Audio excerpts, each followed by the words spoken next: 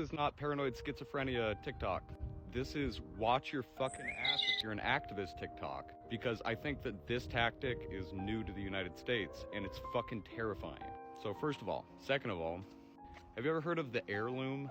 It's this famous case of paranoid schizophrenia where before like the internet or, radio or telecommunications or anything, this guy was institutionalized for imagining that people were trying to control his thoughts with something he called the heirloom. Because looms were like the craziest technology back then. And it just goes to show how the archetype of technological advancement goes hand in hand with persecutory delusion. It's this concept of power. Where does power lie?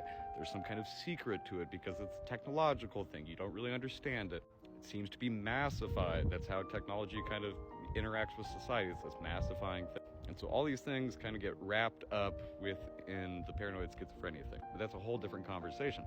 In order to understand Satsang as a tactic, you have to understand how communist and capitalist phenomenology of self was fundamentally different on both sides of the Iron Curtain. And so their concepts of psychology were different, and their concepts of psychological repression were different. That's what made Satsang develop in East Germany, and it originally kind of came from the KGB, I think.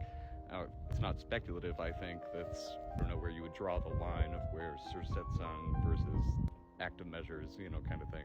But that's why it was developed by a historical materialist, aka Marxist phenomenology that sees the individual as a mirror of their external environment. Makes sense, right? The understanding of the bourgeoisie, the proletariat, that kind of thing. That's the historical materialist part.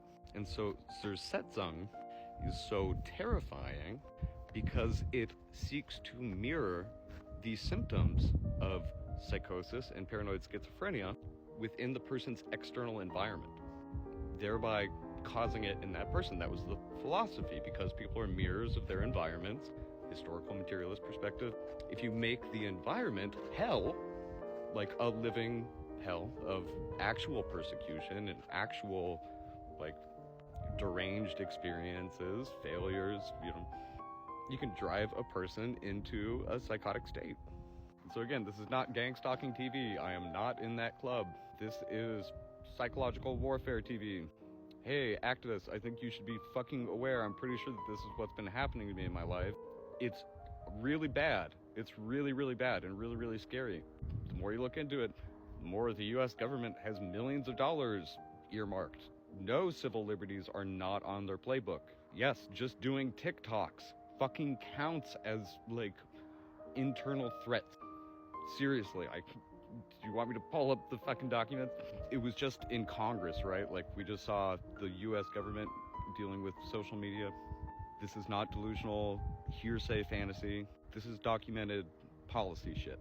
A giant excess in the domestic law enforcement budget, which is now mixed up with the military budget, and their tactics are all mixed up, and they don't have anyone to persecute because people are not jumping up with fucking AR-15s. They're not. And when people do, they're typically on the fucking cop's side. So yeah, the fucking POs aren't going after their buddies, dude. They're going after people with views that are dangerous to the capitalist fucking system. Environmentalists, animal rights activists, anarchists.